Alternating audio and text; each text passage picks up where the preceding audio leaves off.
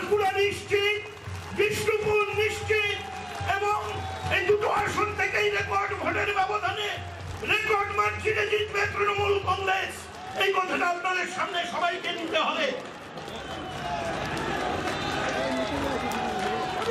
আমাদের বিষ্ণুপুর লোকসভা কেন্দ্রের মাননীয় বিধায়ক সমীর চক্রবর্তী মহাশয়,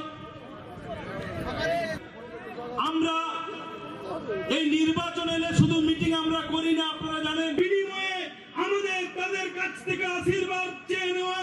আমরা জানি তৃণমূল কংগ্রেসটাকে ভালোবাসেন, তার কারণ আমরা করতে পারবো না, কিন্তু যদি আমরা 42 করতে পারি, ঘুরবো, পাড়ায় পাড়ায় হাঁটবো, কিন্তু ভারতীয় জনতা পার্টি সিপিএম কংগ্রেসকে আগামী দিন জীবাশ্মে পরিণত করতে হবে। আজকে এই সভা থেকে আমাদের এই শপথ নিয়ে বাড়ি ফিরতে হবে। আগামী 12 তারিখ নির্বাচন রয়েছে, 6 তারিখ নির্বাচন হবে শ্রীরামপুরে, আরামবাগে, ব্যারাকপুরে, একাধিক লোকসভা কেন্দ্রে হবে। 4 তারিখ অব্দি শেষ প্রচার। আমি 5 তারিখ বাঁকুড়ায় আসবো। 5, 6, 7, 8, 9, 10 টানা 7 দিন আমি বাঁকুড়া পুরুলিয়া করব। যেখানে আপনি বলবেন দাদা যেতে হবে, আমি প্রার্থীর সাথে গিয়ে জোরদার ক্যাম্পেইন করব। 1 ইঞ্চি জায়গা ছাড়বো না, এবং দরকার পড়লে আমাদের নেত্রী যে সভা করবে, আমি বাঁকুড়া জেলায় আগামী দিন 20 থেকে 22টা মিটিং করব। একটা ব্লক আমরা আগামী দিন বাকি রাখবো না।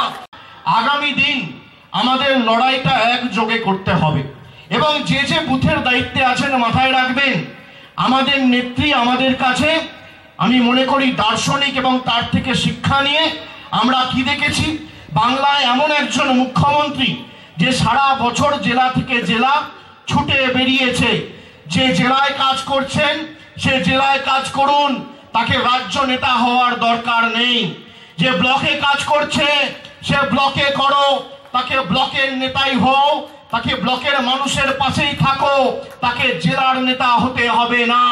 আর যে অঞ্চলে কাজ করছো সেই অঞ্চলটাকে হৃষ্টপুষ্ট বলিষ্ঠ বলবান করো, তোমাকে ব্লকের নেতা হতে হবে না।